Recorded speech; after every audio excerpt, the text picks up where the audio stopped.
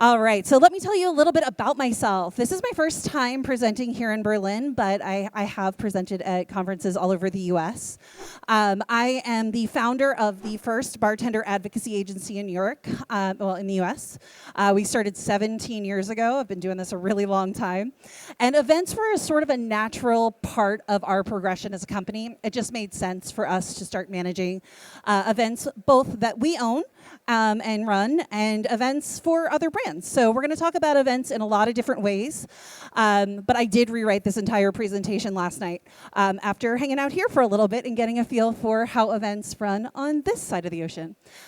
This is just a little bit about me. Like I said, I started Lush Life 17 years ago. I also own a little cocktail bar, and the two events that I think we're best known for are Camp Run Amok and Portland Cocktail Week, which I'll talk a little bit about in just a moment.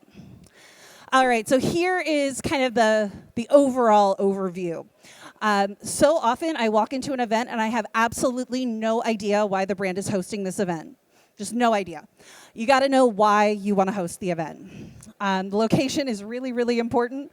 We're going to go into all of these in a little more detail in a second.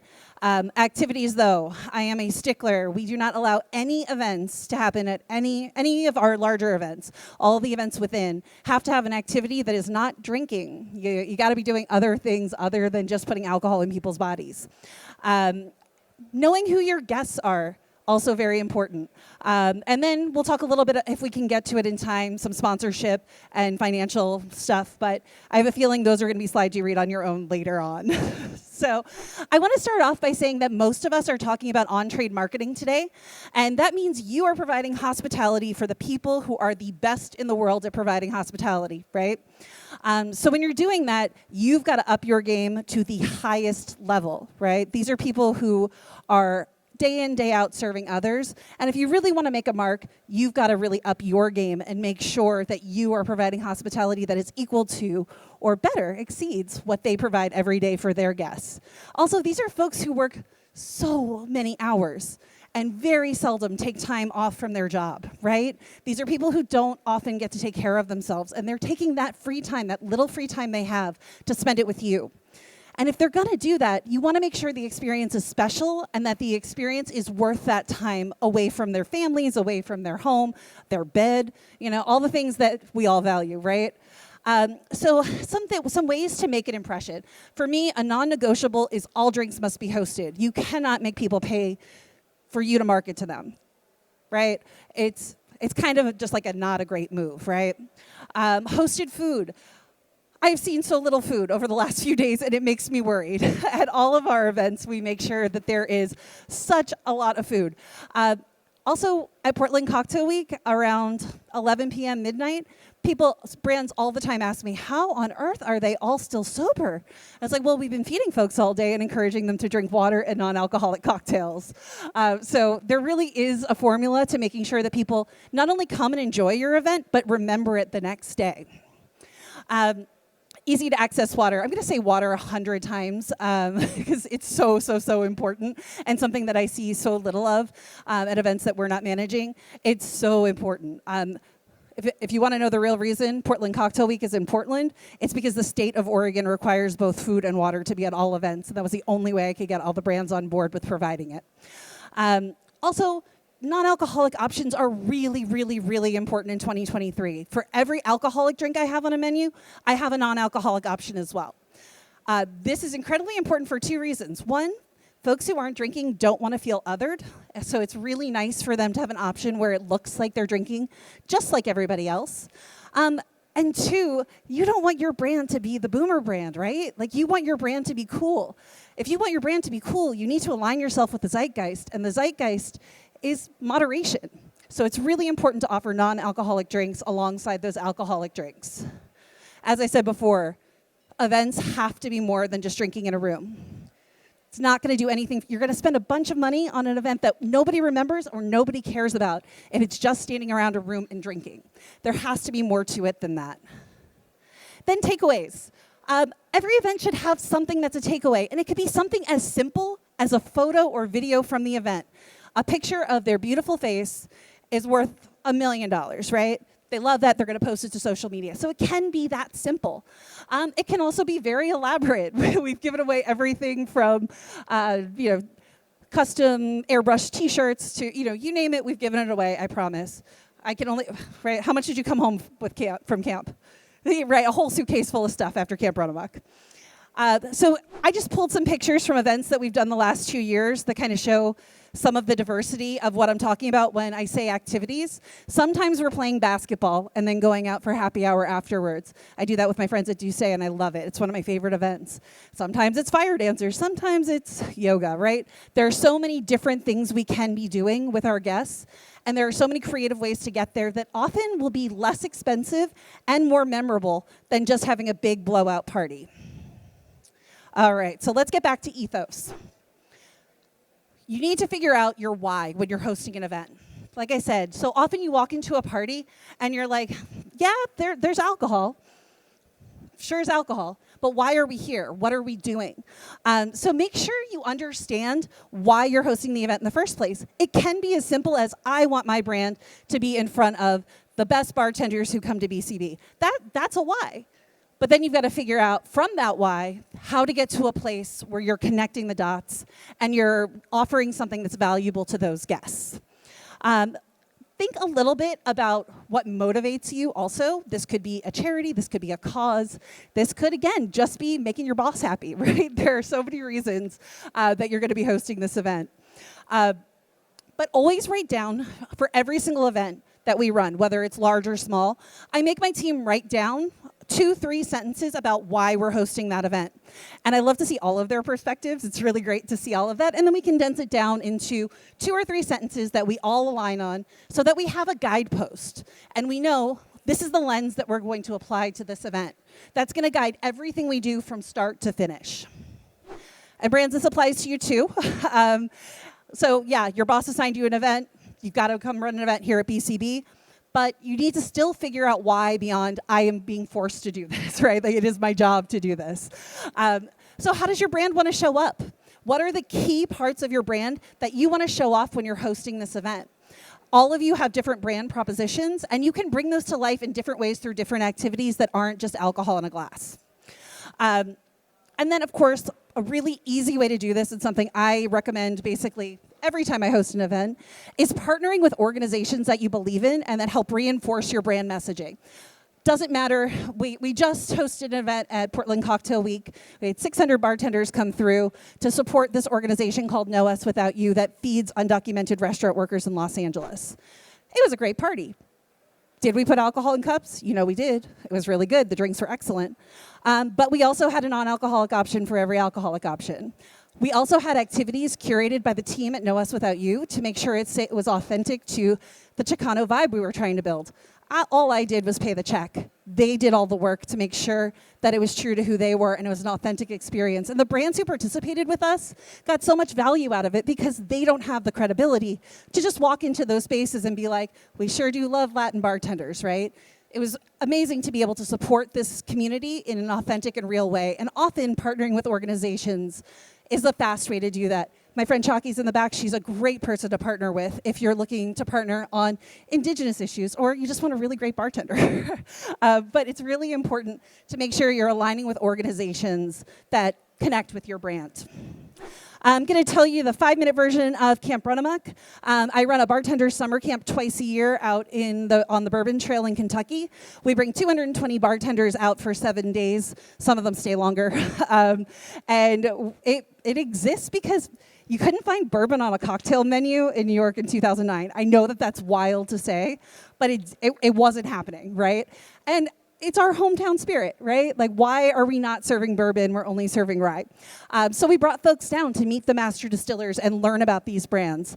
Over the years, it has evolved into a whole different thing, and it's this massive, wonderful thing that we get to do every year, twice a year. But the experience is a couple of things. Bartenders pay exactly $0 to attend. We pick them up from the airport. We drop them off 7 days later. We pay for their transportation to and from all the distilleries. We pay for their food all week. We pay for their housing. Everything is covered. They just need to get there, and we'll take care of the rest. Beyond that, we also have mandatory bystander intervention training. That is a thing that is non-negotiable. Everyone must participate in bystander intervention training so that no one's going to get hurt. This is something that I strongly recommend all of your organizations invest in. There are a lot of great organizations out there who can help you get to a place where your team is prepared to handle issues as they arise at events. Cannot stress enough how important this is. My organization goes through it 2-3 times a year because it's important that we can take care of the people who come to our events. All right, so when should you host your event? So this kind of seems self-explanatory, and for a lot of you, you have a calendar set out for you as soon as you get your budgets, right? But very often it's important to check cultural events, calendars. For example, we had next year we had to change all of the dates for Portland Cocktail Week because the dates we typically have it fall over the Jewish holidays, and I don't want my friends who observe to not be able to participate. That bums me out. So we moved up a week, and it's no big deal. But that means that our friends in that community can come be a part of what we're doing, and that's really important to me. Also, sending potential dates out to stakeholders and communities that you're not a part of. There might be an event in a community that you're trying to host an event that you just don't know about because you're not a part of it. So make sure you know what's going on. You don't want to be up against the Super Bowl. You don't want to be up against Pride. Make sure you want to be able to support the events that you want to support, but you need to be very mindful of those things. So audience is really, really, really important. Before you start building your event, you know why you want to have the event. Now you need to figure out who needs to be in that room. And who needs to be in that room can be generic, right? It can be, I would like all of the bartenders in Berlin to show up. Okay. It's better, though, when you really focus on the communities that you're looking to support and you tailor the event to make sure that those communities feel welcome and comfortable.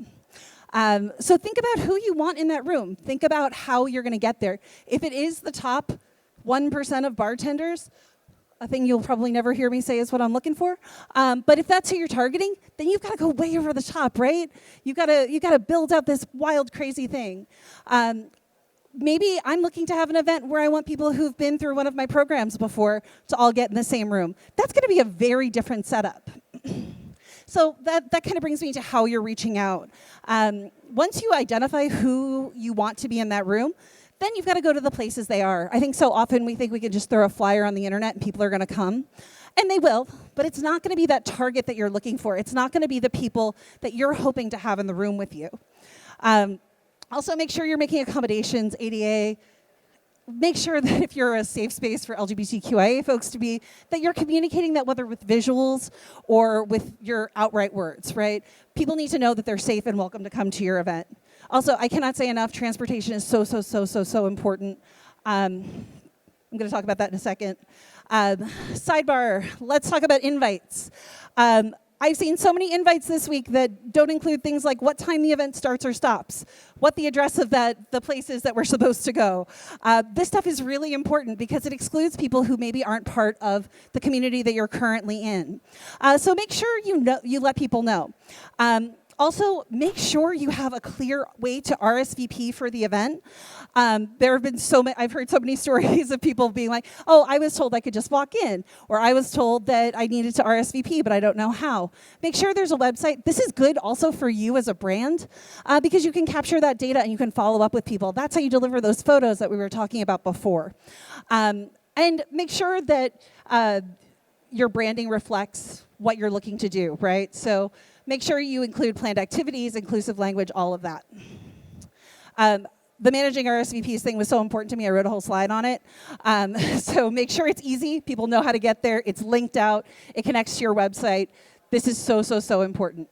Also, make a plan for the door. The people at the door are the very first line of defense when you're walking in, right? And if they're not trained on what to do if somebody hasn't RSVP'd or they just don't know what to do if it's not the exact way it was described, this is going to be a huge issue for you. You're going to make a bad impression, and you haven't even let them in the door yet. And then, of course, following up with your RSVP'd guests, making sure they have access to photos, videos, all the cute stuff that you did while you were there. This is probably going to be my last slide because I'm almost out of time. But safety, this is the thing that is most important to me. Your lawyers are going to give you the same advice. Your PR teams are probably going to give you very similar advice. but you need to put some safety measures in place. I've seen some stuff this week that has made me very nervous. Whether it's alcohol consumption, whether it is people inappropriately touching one another, like there are a lot of things that we all need to be mindful of when we're hosting events. When you are welcoming people into your event, you are responsible for them and what happens. So you need to make sure that you're providing the safest possible environment for folks. I really, really, really can't stress enough that transportation is so important. If you're expecting people to go from point A to point B, there needs to be a ride. It could be an Uber code, a Lyft code. It can be a bus, a party bus, whatever you want, but there needs to be a way that people can safely get from point A to point B. We are putting alcohol in their bodies. It's the only responsible way to do it. Food and water, I know I keep saying it, but seriously, there needs to be food and water in the space. It needs to be easy to access, easy to find, and free. I mentioned earlier bystander intervention training. I cannot stress enough how your team needs to be trained on this. Your team needs to be ready and sober enough to walk up to somebody and be like, hey, are you okay? Is this okay? What's happening? And then be able to address that situation in real time. It's a real problem and one that we are only starting to crack in the States. And I cannot say enough for the work of organizations like Safe Bars to just really help us all understand the best practices for making sure people are safe in a space. And I mentioned that sober team member, really important to have at least a few team members who are not drinking alcohol at all so they can address problems, handle things at the door, make sure things are running smoothly. It is so important. Make sure people are assigned, make sure they know they're assigned. I left this in here, I put America over it because this only applies to the US, but important if you're in the States. And that is where I'm going to leave it for today. There are an additional 30 slides about budgeting, pitching, my decks for events, all kinds of things in here. I'm going to pop it back to the very front, so if you want to grab the presentation, you can. But again, thank you all so much for being here. This was so wonderful, and I appreciate you all investing the time in yourselves. Have a great day.